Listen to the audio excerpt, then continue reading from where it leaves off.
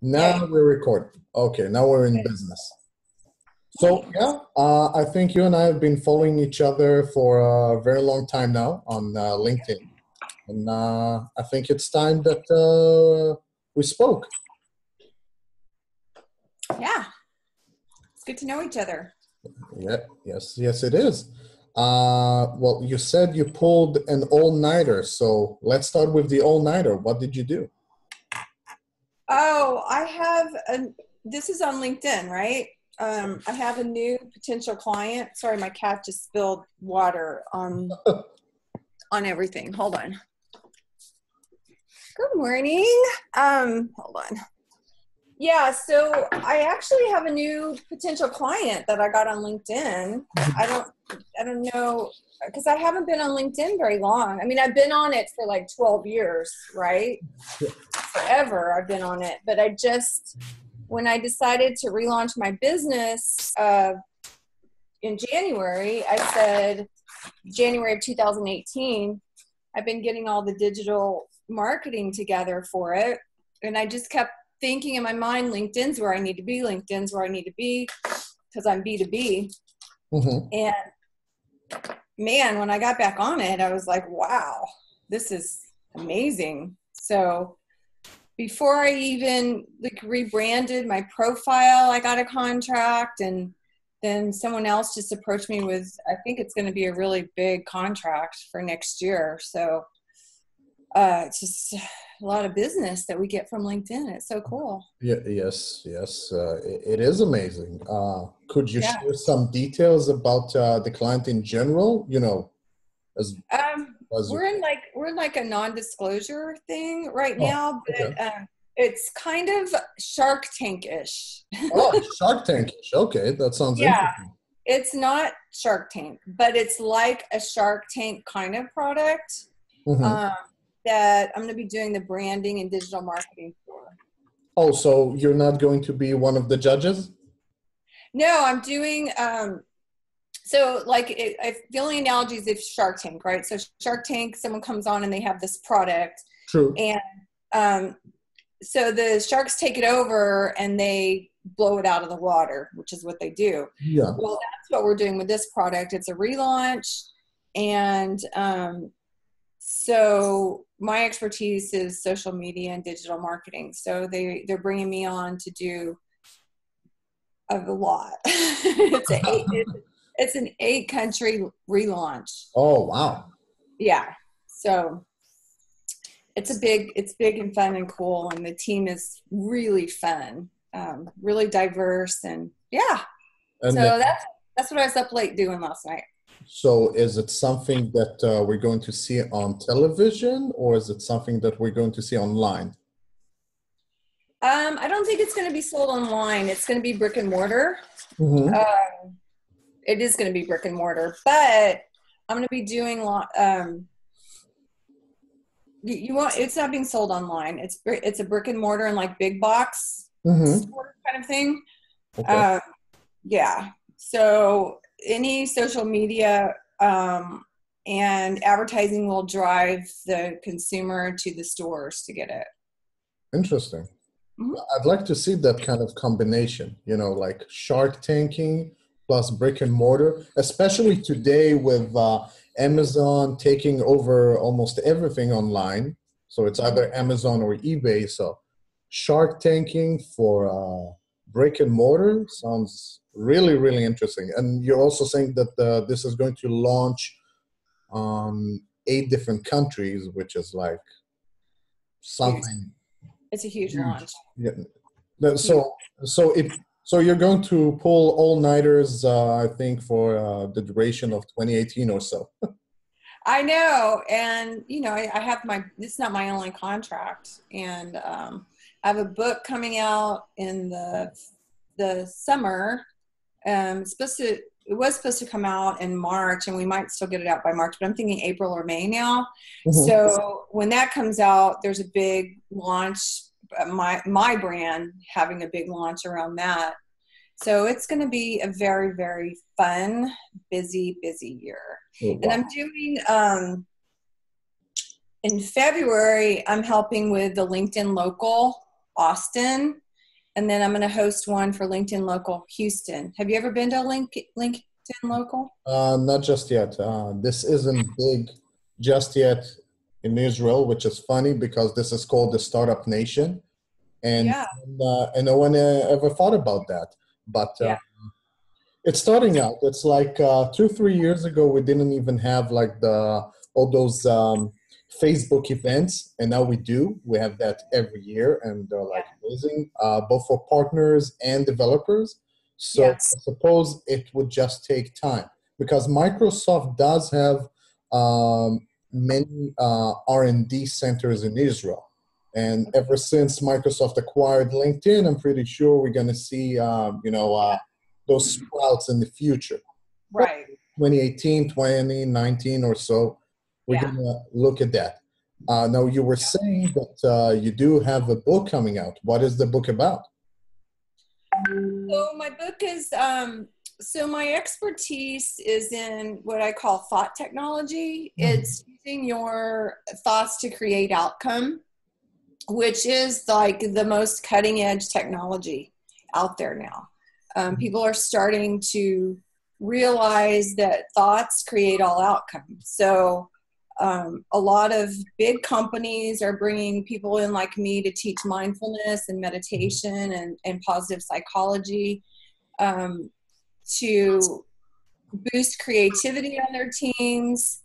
Because if you think about it, the brain is, as human beings, the brain is where everything happens, right? And so getting your brain as fine-tuned as possible will create the best outcomes. We can think clearly, we can think more positively, we can problem solve, we can figure out where to get resources for our startups. We can have better relationships, our stress decreases. There's all kinds of reasons to increase our cognitive capacities. And that's my area of expertise. That's what I've been studying for the last 14 years. And I'm a master meditator. I have 16,000 plus hours. I think we've talked about that a little bit on LinkedIn. So my book is about that. It's called How to Control the Future, Thought Technology for Influencers. And it walks through my story of how I got started. I actually had a mental health crisis years ago, and my brain was just not working very well. And that's where I started my intense journey to say, how can I heal my brain? What have I done to cause this, to make my brain not function like this? I was severely depressed. And then I ended up, you know how God works. I ended up getting in with some top researchers at Harvard, Baylor here, and in England. And they mentored me on all the latest neuroscience. And that kind of started me on my journey. I learned, and I just dove in for years on that. So you were like rerouting your brain. Exactly. So you had like a short circuit, and you rerouted your brain in accordance.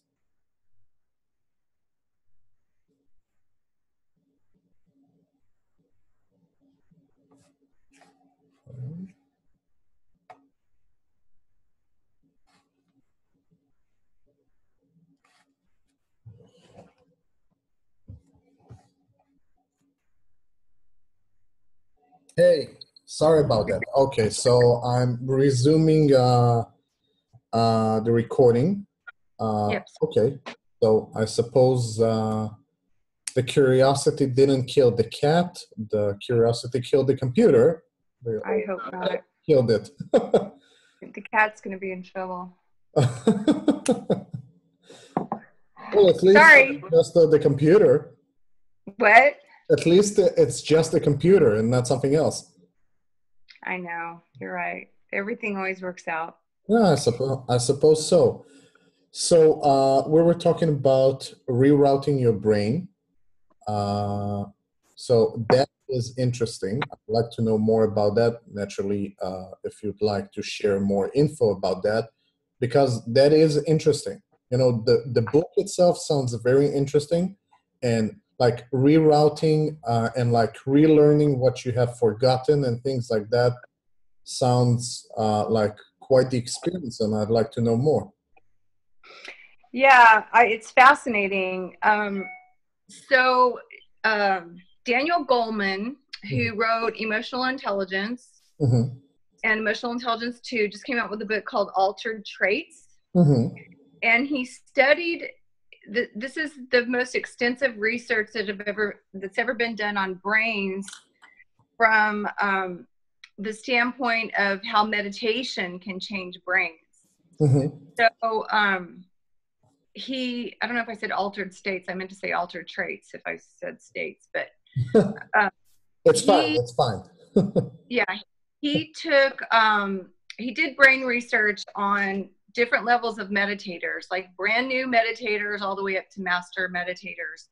And what he found is meditation at the very beginning, just with as little as I think it's 7 hours of practice, will begin changes in your brain.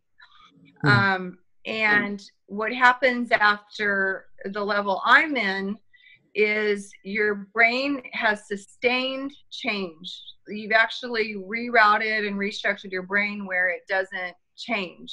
It's actually altered the traits of your brain, which psychologists used to think that our brain was, this is, you know, it wasn't that long ago where neuroscientists believed that the brain was fixed, kind of what you have is what you got. And especially as people are adults, that by the time you reach a certain age, it's not changing much. But research is showing now that the brain is very plastic and that it can change. So his research really is just one bit just focused on meditation of how it can change your brain. But there's other practices to change your brain, things you can do, exercises. And I just wrote an article yesterday on LinkedIn about 10 different things you can use to change your brain. So these practices, you know, my drive initially was to, because depression is like, feels like there's no answers. And it's like this endless loop of negative thinking that you can't get out of. And a lot of mental illnesses feel like this. I've worked with a lot of people with mental illnesses, and still do in my practice. So my drive initially was just to be happy again and to be able to think clearly. And I realized that I could retrain my brain and, like you said, build these new neural connections. It's like a chemical and biological thing that was happening to think better thoughts and happier thoughts and more productive thoughts. And I testified to members of Congress some point in my journey about how it felt to have a brain that didn't focus. And I was on the platform with a gentleman, Robert Friedel. He's a psychiatrist. And he was showing slides of mental imaging. And mental imaging is very, it's kind of archaic right now. It's not really developed, and they don't know how to really read the imaging. But he was showing slides of brains from MRIs on kind of before and after. And that's when it really hit me that this is something I can change my brain. And so it's really cool for people with mental illnesses to realize that it's not fixed necessarily. You can get out of bipolar, you can get out of depression, you can fix ADD, you can actually change your brain to where it's functioning again. So despite what many experts have said in prior years, that once you get it, the only thing you can do to escape from it is using medications. So after all, they did want people to be sedated so they could sell more drugs. Right. Yes. And drugs are, hey, I'm all for drugs, right? So they're good, right? I mean, pharmaceuticals and even off-label things that people go out there and find for themselves to try to make themselves feel better or think clearer because they don't have access to medication, they can work. You know, they can make us feel calm. There's antipsychotics that can make us think clearer. But there's side effects to them. Just like drinking alcohol, it can make you feel better, but there can be side effects. So these mental practices can actually give you sustained effects. So I'm like super happy now. Like I'm super, super happy all the time. That's just one thing that's just sustained. And I can have my cat like destroy my computer here. And I'm thinking, oh, well, we'll figure that out kind of thing. I mean, it's like, you know, it's part of, you know, the divine plan and everything. Exactly. Yeah. That's a very good way of looking at it. Now, you were saying that this is practice that you can use in business. How Yes. do you say that it would change marketing in general?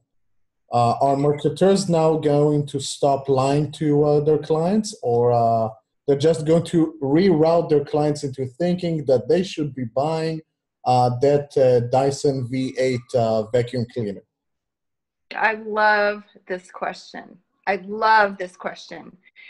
And this is kind of where I'm an evangelist, because if you look at this from a sociological standpoint, and it's a bit of a long discussion, but if you look at this from a sociological standpoint, the world is becoming more compassionate. It really is, and it's becoming more altruistic. And especially like millennials coming up, the way they were raised, and also having access to information, which showed them the horrors out there. Could be anything, right? So this has created a new way of thinking where it's more compassionate, where people don't put up with mistreatment as quickly. They'll just tweet it out there and everyone will be like, this crap's got to stop, right? Yeah. So I think it's extremely important, if you want to be successful in business, to, even if you aren't compassionate, even if you don't believe in authenticity and transparency and leading with love and serving your market, you got to get on board here, because people aren't putting up with this shit anymore. So that's where I work with branding with my clients, is you've got to lead. The market is not going to like you. They're not putting up with it anymore. They're not putting up with contracts that are misleading and, you know, kind of remarketing or repackaging a thing to look like it costs less, but then there's hidden fees, things like that, where corporations have pulled these tricks on people. And we're just too smart for that now. So if you want to be successful in business, get with a program. So do you think that because the world has become more compassionate in the past decade or so, this is the reason why they're spying on us? So they can tell when we want to change the world, and now they already know what to do.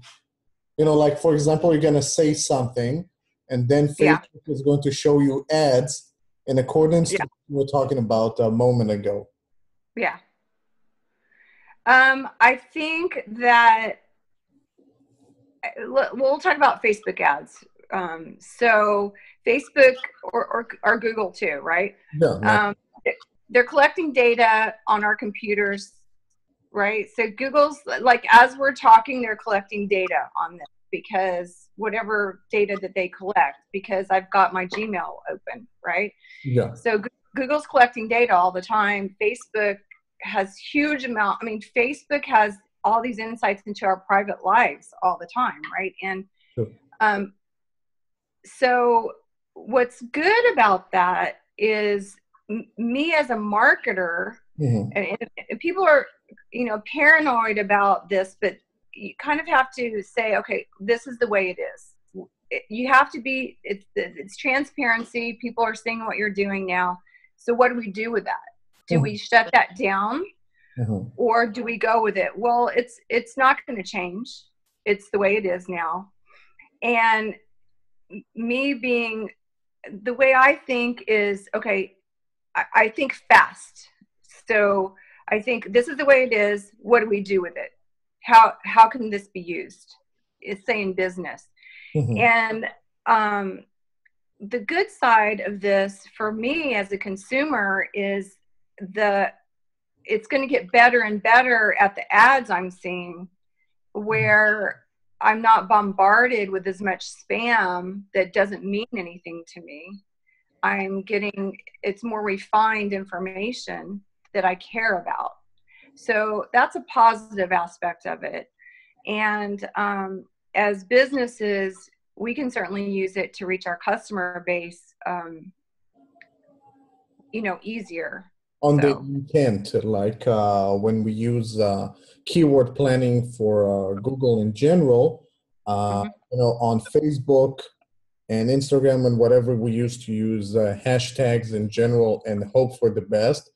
And now it's more based on intent over anything else. So it's like, because we collect the data and we know that this is a voice search, we reached that point and reached the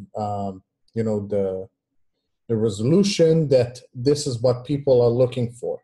Like the person is talking about like, wow, I really like this new car, and then they're going to show me that ad, then, it's like on point. Right. And that can be helpful to us. But I think it's, the other piece of this is just, is knowing what's behind the scenes and knowing what's happening. And so at first when Google did remarketing, right, and someone was looking, at a car, and then 2 days later they were looking for a book and they got this pop-up of this car, they didn't realize what was happening, that Google was doing remarketing to them or retargeting. And so it may have felt like a trick at first, and a lot of things do, but it's up to us to say what's going on here, and buyer beware all the time. Yeah. Okay, so it did reach that point. Now, you were saying at the beginning of our conversation that you relaunched your business this year. So what happened in the meantime until you decided to relaunch it? Why did you decide to relaunch it? And why did you postpone it, or like put it, paused it? So my business, whatever I'm doing in business reflects where I am. Like I move fast and I don't stay, if I invented something 20 years ago that's no longer relevant, I'm not going, or interesting to me, I'm not going to be selling that product. I'm going to sell that business and move on to the next thing. I'm an entrepreneur, and that's how I am. So I feel like where my practice was learning thought technology, and it's kind of, I did that. Now it's the next step. And what was happening in my personal life over the last several years, and this will all come out in my book, is this is like a personal piece, and it fits in understanding the whole thing too, is when I got really depressed. So what a lot of people don't know about me is I have 8 kids, right? Yeah. You don't see the kids. You were just talking about the cat. I know, right? So they've all worn me down on damaging things. Like, oh, okay, we'll replace that. So I think the kids rerouted your brain, and not necessarily the meditation. It's like you already got too used to the fact, okay, I have 8 kids. They're a little handful and everything. So, the cat ruined something. Okay. Yeah, no problem. I'm used to it. Right on the walls. I don't care anymore. there's bigger fish to fry. Um, Most probably. oh, yeah. So, in my personal story, when I was like severely depressed, it was the best thing that happened to me because it completely changed my life and the direction of my life. But it wasn't without pain. I lost everything. I lost my finance. I couldn't work, and I lost my relationships with my children. I'd gone through a protracted divorce, and this was part of the stress that kind of drove me to this place. And some of my children just were like, I'm not talking to you anymore. This is crazy and this is too chaotic. And we were fighting. So they stopped talking to me. And this is a theme of my book too. It's core. I've created this formula on how thought technology works. Basically, it says anytime there's a problem, that's what creates your future. So in this example, the problem was I didn't have my kids in my life, and they were a huge driver to everything they meant everything to me. That's all I wanted. So the first thing I said is, I'm going to get better. I'm going to be able to bring these tools back to my kids. But it was a lot of years of not having them. And what ended up happening, this is all in my book, and it's really cool how it ended up happening, though it felt like crap at the time. Was I ended up getting married again. So I had 5 kids. I ended up getting married again, and I had a little baby. And this little baby was amazing. I wrote a story about him on LinkedIn. He has autism, and he's this most beautiful child. And I was doing a lot of pro bono work at the time, and I was working with a lot of people with severe mental illness. And I told everyone, like on all the boards I was on, I said, when my kids come back into my life, this all stops. Everything I'm doing stops, because I'm going to spend however much time I need with my family. And my relationships are first. So that's what ended up happening. I had this baby, and all my kids came back in my life. So I took a few years off, and that was like the transition time from one part of my practice to the next. And I continued to do that's when I got a lot of hours under my belt in meditation, and I kept researching.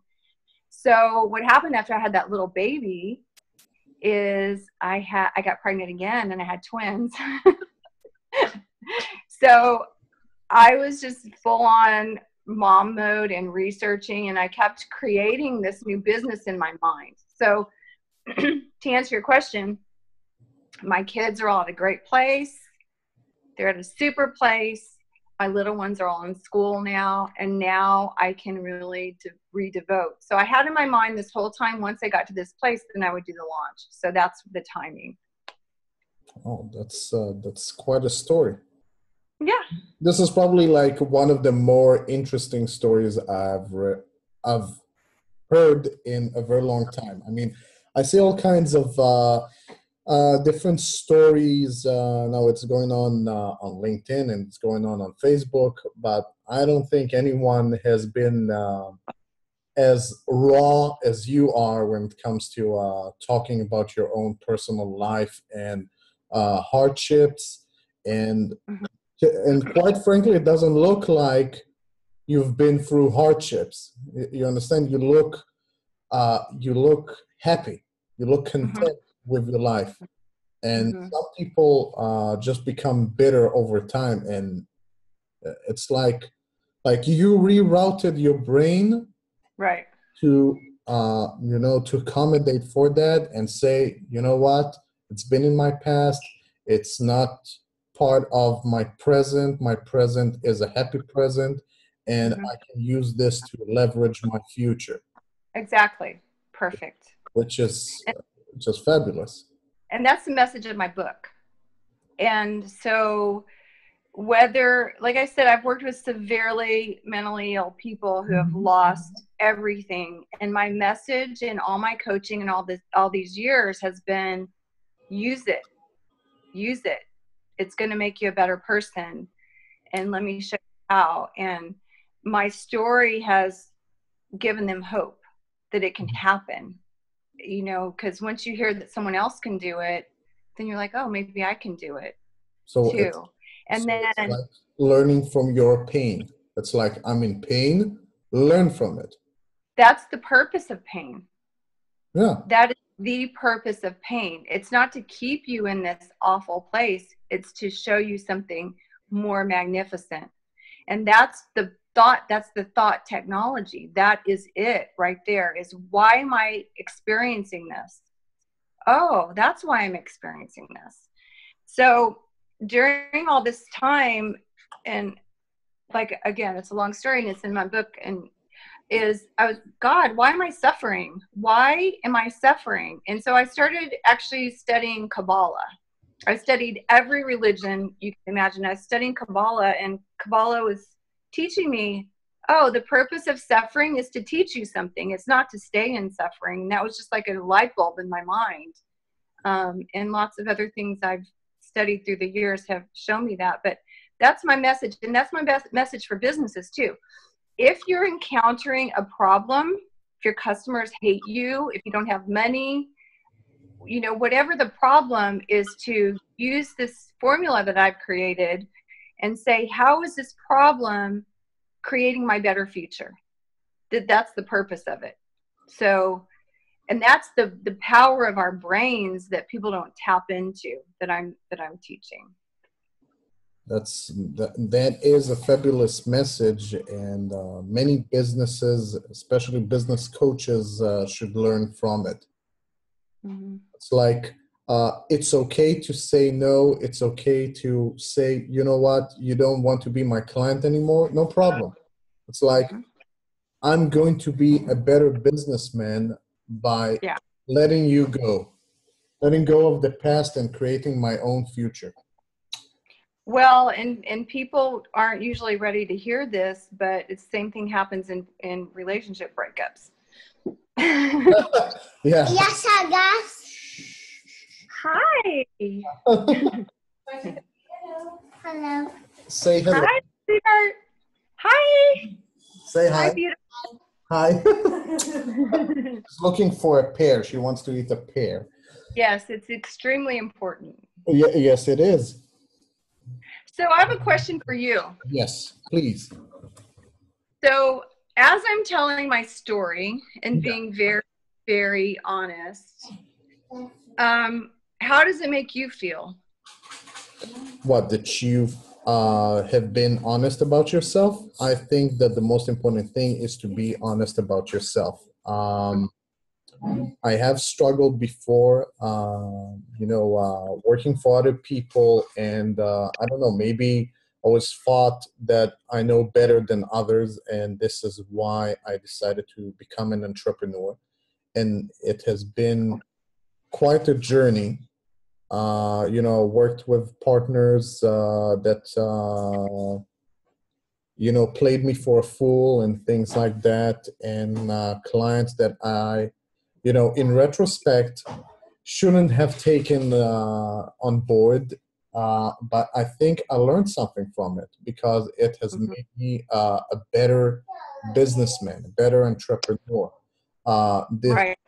I've learned so much from doing these growth talks in the past month or so, that people go raw and talk about, the hardships they had and the hardships they have today, growing their business and living with uncertainty. Being an entrepreneur is living with uncertainty every day, every single day of your life. Right. But you know what? It's okay, because if you're not able to cope with that, you won't be able to cope with much harder things in life later on. There are worse things than losing money in a deal.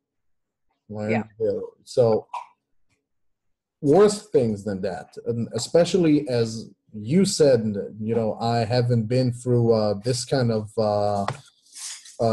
process in life. I might have, I don't know, it's not wishful thinking actually, but I might have different kind of hardships in life, and it's easier going from rock bottom to stardom than going from stardom to rock bottom. Many people Right. can't cope with failure. But once you're used to fail, Mm-hmm. then when you succeed, it's like, you know what?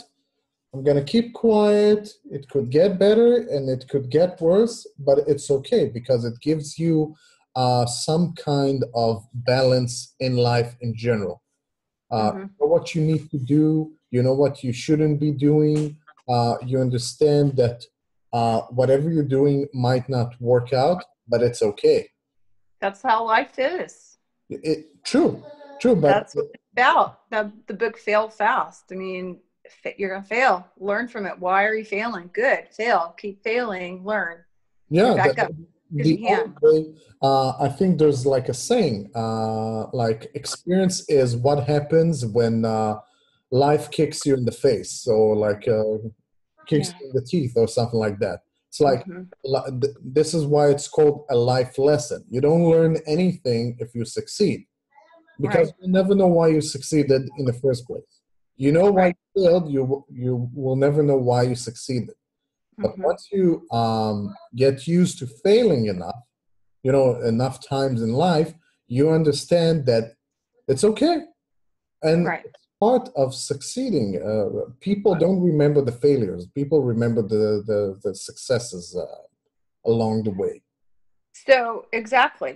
And I think like from a standpoint of authentic marketing or what you're doing with your growth talks, just bringing this back to business, is people have been afraid to talk about their failures, and they've just, business used to be institutionalized, and it used to be and even I've worked with a lot of therapists, and I've changed the way that they relate to their clients. It's like, you're not God, and these people, they don't want you to just sit there and act like you know everything. Be a person with them. And that's the same in business. And so what you're doing is really important. And this is the way business is going.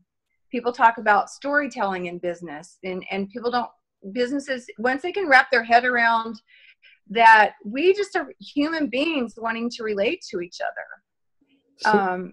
And you know, I watched Vin Clancy. Yeah. You know, he was asked a question, like his business started really picking up when he said, hey, I was homeless 9 months ago.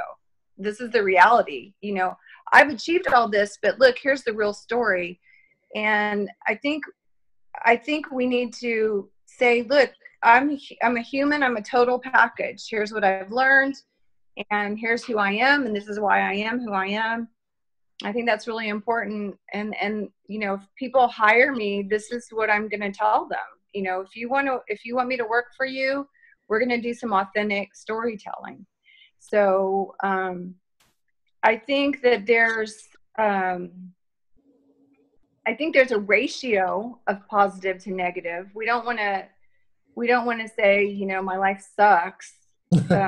It's more about this is what I learned from it sucking, and you can have success too. But success doesn't come because we automatically are born with a silver spoon in our mouth. True. It's because we've figured out along the way how the rules of this game of life. Mm-hmm. That is true. Maybe, you know what, maybe even brands that talk about stuff should, instead of talking about their humble beginnings, you know, we met at this garage in 2005, say, Yeah. we failed up until 2005, and ever since we started scaling up our business, we learned from our mistakes. Yeah. We've been through you know, like rough relationships and whatever, and this is what we learned from it. And I think Oh, more people would be able yeah. to relate to that. And say, you know what, we're $1 billion business, but last year we launched this product and it failed. Then it failed miserably, and we don't even know why. Right. And just keep telling the story as you go, you know. That is true. Mm-hmm. Okay, so we'll have to wrap this up, but it was fabulous talking to you, really fabulous. And I'm looking Yeah. forward to reading your book when it comes out. Does it also come out in digital format or just paperback? Yeah, I'll have digital format too. I'm working on all there'll be a pre-launch with Kindle version. Mm-hmm. So I'll let you know. Oh, sounds awesome. Okay, Yeah. so again, thank you for your time, Tami, and hopefully we can work together in the future, or you know, Pleasure. whatever the future has for us. You know, It's, we're gonna. yeah. Thank you for sharing the brief glimpse of your beautiful child and this opportunity to get to know you more. Yeah, sure. Likewise. Thank you for your All time right. again, Okay. and don't be too rough on the cat. I know. He didn't know. Yeah, he didn't know. Okay, see ya. See ya.